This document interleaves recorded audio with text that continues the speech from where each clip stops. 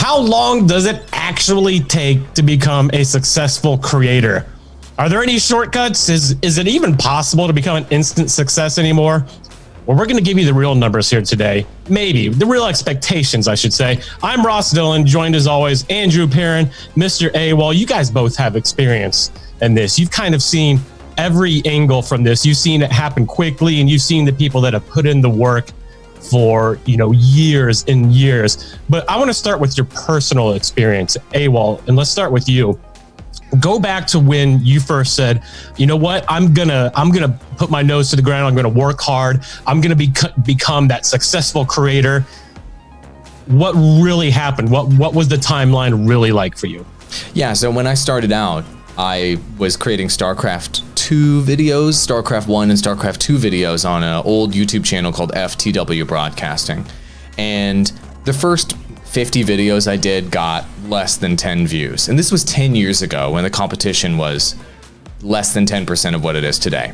Eventually, though, I ended up getting a video series that did pretty well, and we were getting about 10,000 views per episode, which was great. But then life happened. All right, so then I had to quit for a few months because life happened. And then I came back to Star Wars: The Old Republic, and I started releasing videos for that. And some of those videos were getting on average 30,000 to 40,000 views per episode. Some of them blew up to hundreds of thousands, but then business happened. And so I had to quit for about 9 months. And then here comes the next game, Hearthstone, then Heroes of the Storm, then Overwatch, then etc. And insert new game. And I find moderate amounts of success with each of these games on YouTube, but it's very difficult for me to stick with it because of life, getting married, having kids, etc., work, having to pay your bills, having to have a career, and these things just get in the way. Because at the end of the day, being a full-time creator takes all of your time and energy if you're able to pull it off and make it happen. And I'm just going to show you my screen right now to kind of show you where this story is today. But this is my current dashboard on YouTube. And I'm making videos for Minecraft Dungeons right now, and the next game that I'm looking forward to. And I'm getting decent amount of success with these videos, right? Yeah, they're getting a couple thousand views in the first couple days. Right now I've got about 3,000 subscribers coming into my channel every month. Everything's looking good. I've got a moderate amount of success again. But what's going to happen? Probably life is going to get in the way. And so the reason why I want to bring this up is that one of the greatest difficulties with becoming big on YouTube is having large runways of time to be able to create content without any major life distractions. And so if you're in a position in your life, guys, where you're single, especially, and you're young, you don't have kids, you don't have a wife, you have that runway right now where you can put in the time to be able, once you get these levels of success, that can be achieved through good strategy and tactics. Once you get that mid-tier level of success where you're getting thousands of subscribers per month, you're getting hundreds of thousands of views per month, you can double down and put in 50, 60, 70 hours a week to become the full-time creator. But if you don't have that time, it becomes incredibly difficult and also disappointing. That's a good summary of my story. Is lots of fun success to mid-tier success, or lots of fun to mid-tier success. I'm making $3,000 to $5,000 per month as a creator, and then life happening, and then it just disappearing, and I can't do it anymore. So that's my experience. It's a roller coaster. Perrin, how about you?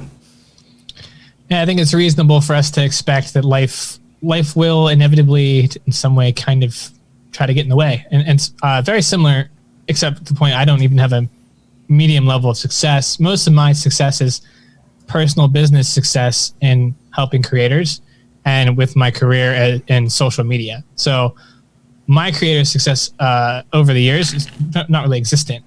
I've had points in times where I've been successful at it. I was a successful live streamer for Wildstar where I had I think up to 1,200 concurrent viewers at times going live with that.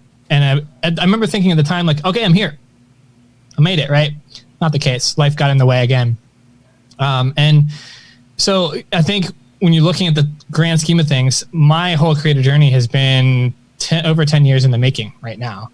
And the reason it's so long is because life gets in the way. So I got married, I had a kid, I had to have a multitude of different careers and jobs which, many of them had to be full time. I own a house. I bought a house during that time period, so I had to keep making money. You have all of these things as you grow older, and because the creator journey can take so long, you're going to run into these major challenges that you have to address that's going to eat into your creator time. And so I think it's reasonable to expect that during your creator journey right now, you might have the time and flexibility to hit these things, hit them hard. If so, you should be doing that while you can, because you're not always going to have that amount of time and that amount of flexibility and that amount of ambition necessarily to put into it. So I would urge you that while you do have it, go all in, because at some point you're going to be hit with something where you're not going to be able to do that. And that becomes, I think, one of the major challenges of being a creator is, how do you handle that transition? How do you find a way to keep creating content even when it's really hard to keep creating content? Is it okay to create a lot less content? Can you still get by during those periods with like a video a week, a video a month? Can you still hold on to the stuff that you've built up through those transitions and those life hurdles? I don't know if I have an answer to that. Maybe you guys do. Well, Ross has been the most consistent out of all of us in releasing content on his avenues, and he's been able to, for VGF Gamers, for example, been able to keep that and multiple other Twitter accounts going somehow with mega success. So how do you keep the consistency, Ross? You have a life. How are you keeping your life from destroying your full-time creator dream here? Well, the illusion of a life doesn't mean it's real. Kind of. It's a different case when you're actually doing social media, though, because if something came up and I couldn't put a lot of time or effort into it, it's really easy to take 10 minutes, go find content, whether it's good or not, and just throw it in just to get something out. That's the luxury that I have with social media. That's not the luxury that content creators have with YouTube or live streaming per se. But it's really like everything you guys said. Like, if I had gone through that, if I had gotten married or if I had children or something like that, then I honestly can't say that I would have been able to keep doing it. So I think in my case specifically, it's just, I don't know if you consider it lucky that I don't have kids or not, maybe, but that's just kind of where it stands. I just got lucky. I'm in a position where I consistently have time to do stuff. And I'm also in a field where it's a lot easier to do stuff, and you're not putting in, 3-4 hours just to edit a video, and then not even talking about, still keeping up with the rest of your brand on social media, like what YouTube content creators have to do. So, I think I just fell into the right situation for me that allowed me to keep it going. There are people out there, though, that, like you, Ross, on YouTube have grinded and grinded and grinded. And there's a couple stories I think I want to tell here to kind of share some insights with you guys on how long it could take to become a successful creator. One of those favorite stories I have is my old friend Rurikhan. And he started with us on TGN. He was like our first director at TGN. This was 10 years ago. And Rurikhan grinded thousands of videos on his YouTube channel before he was able to fully support himself and his family from his YouTube channel. Thousands. I would like to repeat, that was thousands of videos before he became successful on his channel and was able to support himself and his family. Okay, so this is an example I want to share. Look at some of these old 8 years ago. He finally got his channel partnered, and I think that he grinded and grinded and grinded. So when creators come to me or to Perrin, or they post and they're frustrated after releasing 8 videos on their channel, and they say, you know what, it's just not working out. What am I doing wrong? 8 videos, bro? Try 80. Try 800. That's the journey that a lot of creators go on before they end up getting even a moderate amount of success or a large amount of success on their channel. And Rurikhan is a great example of that. And eventually, he covered game 1, game 2, game 3, game 4. I mean, I'm still in year 8 here in his videos, and I'm scrolling down the list. Game, you name it. And then eventually he landed on a game that worked for him, Monster Hunter Worlds. And that ended up blowing up his channel from the like tens of thousands of subscribers over to over 100,000. And he finally kind of quote unquote made it, if you will, on YouTube. But that was a hell of a lot of grind to get there. So do you guys have that in your heart? Do you have that in your heart to make hundreds and hundreds and hundreds, maybe thousands and thousands of videos and live streams to be able to get there? That's why, you know, and I want to bring this up, guys. That's why a lot of people talk about like such and such got lucky and they made it. People getting lucky and making it is maybe 1 in a million, literally 1 in a million. So stop looking at the 1 in a million person that just started making content and instantly blew up. We know the real stories of the real creators because we've worked with them and helped them for a living make it, that grinded for years, grinded it as their job, found a way to grind to working full-time from home so that on the side they can finally be making videos and doing what we're doing every single day to maybe one day achieve that dream. That's the real story for 95% plus of creators that are currently full-time, is they grinded and they grinded and they grinded. And so what's that timeline look like? I mean, at a minimum, I think you should be expecting a minimum timeline of 3 years. Minimum.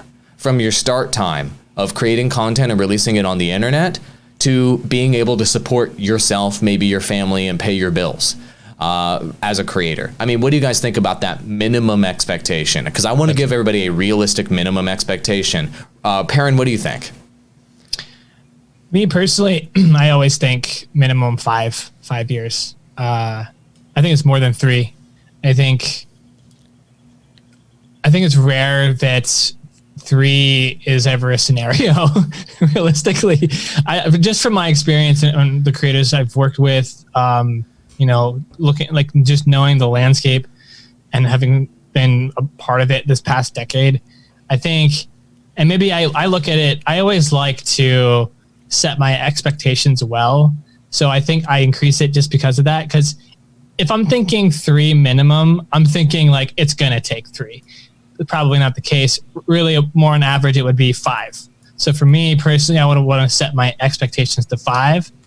Then maybe if it did happen in 3, I could like totally beat my expectations and surprise myself. But I think 5 is realistic. It's going to take that amount of time to really see enough growth that you can live off of.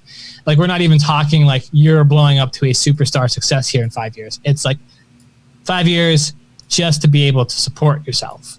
So I know this might sound harsh in a way, or like this might sound like a deterrent from doing this. I don't think that's the case though. I think this is easier than what we're making it to be if you look at it as a long-term haul. If you look at everything over the course of 5 years, you suddenly break down all these tasks, this monumental effort that you have to like overcome, all this time and all these videos you have to create.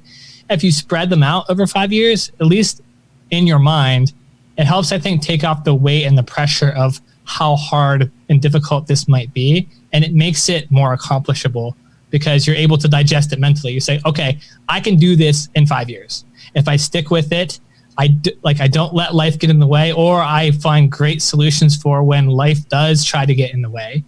I have something as stable as possible to financially support me while I do this. I can do this in 5 years, and just play at it every single day like it's a job. If you're already treating it like it's a job, chances are you'll be more successful at it. That makes sense. Ross, what do you think about this 3-year minimum? You know, I maybe based on what you said, I'll modify my answer. I think it can take 3 years to transition from having a normal physical job to being able to work from home full time. And then, like you're saying, maybe an additional 2 years beyond that to be able to only make content for a living. For me, it took 3 years to transition out of my traditional job, grinding every night until 3 a.m. making videos on my computer, to be able to get out of that job to work from home full time. So 3 to 5 years sounds like a pretty good little range to tell people, even today. This was back in the day for us, and this is for other creators we're going to show you in a moment. Ross, what do you think about that 3 to 5 year timeline expectation? Yeah, I was going to say 3 years. If everything goes very, very smoothly, no hiccups, you're able to stay motivated. Then I would say 3 years probably is probably accurate. But the first number that came to my mind before we said 3 years was actually 5, the same that Perrin had. It just feels more realistic. I know, again, just for Twitter, for an example, and if we're using that 3 year mark or that year mark as the mark where you can then start really looking to be able to financially support yourself, then for me, it was about 4 years, and that's from a social media standpoint. And like we talked about earlier, it just comes with the territory that you have more time to create more content and more time to work on it on social media compared to YouTube. So I would say 5 years, probably for the minimum for me. Three or 4 if everything just goes perfect. Well, let's show some more examples, because I don't want it just to be like, well, maybe should I take these guys' word for it? Let's show a couple more examples here of people we've literally worked with over the years that have made it full time. So here's Globku. He worked with us on TGN Anime for a long time, and he broke off to go do his own channel eventually. And it took him about a year, I think, after he broke off from us to make this channel a success and for him to be able to support himself full time with his Patreon. And now he's found the niche of doing anime fighting game videos. But he worked with us for about 4 years before he finally could get in the position to break off and go do his own thing. So I think it was a total of a 5 to 6 year timeline here with Globku before he finally was able to break off, do his own channel. Now he's getting 30 to 100 and something thousand views per video. And he's able to support himself full time creating content here. So that's the 4 to 6 year timeline, I believe, with Globku. So there's another example for you. MF Pally with Globku, real quick with Globku. Specifically though, his job was to be the face personality of another gaming channel. So he leveraged that to speed up his kind of brand recognition into his own channel. So his job directly benefited, I think, his channel building, because he was on TGN. People got to know who Globku was. They got to know him on YouTube, and he could transition that out. That's different from like having a different kind of job. Let's say you're just posting social media for like a client and then trying to do your YouTube at the same time. You're not building your like on time YouTube brand recognition like Globku was. So he actually short-tracked, in my mind, his timeline a bit by the way that he played it. Yeah, I agree. And that's just one version of how this journey can go. So the closer you can put yourself with your job to what you want to be doing full time, the faster you can get there. That's a great lesson to learn. MF Pallytime is another example. Somebody who worked with us at TGN for like 6 or 7 years.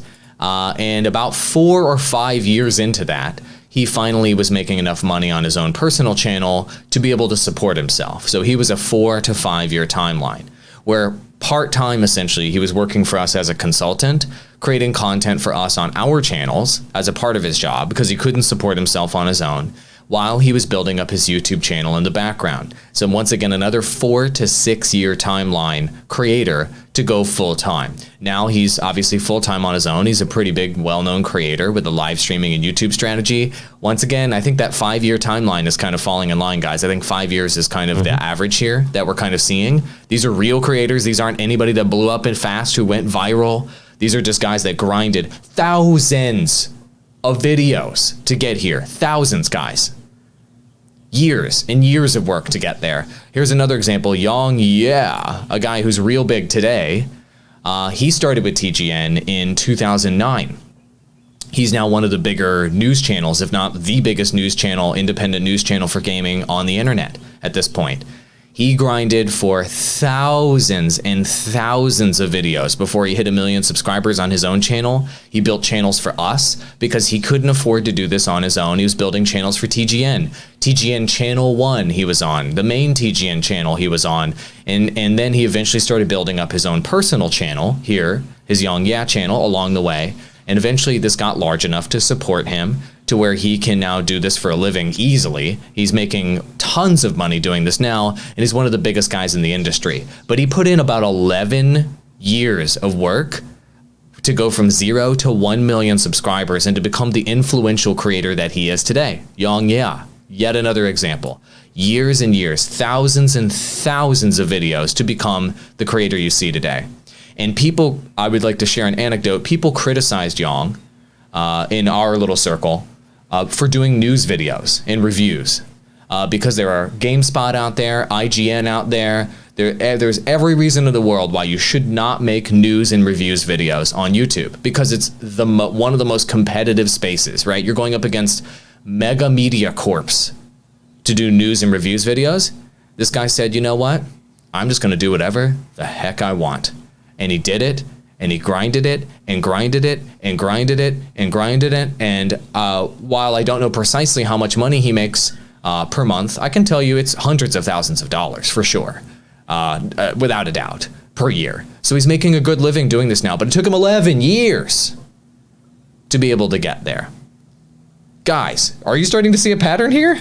Everybody who's watching, who has the expectation or the hope to go full-time as a creator, these are real examples. These are guys we've worked with over the last decade that made it.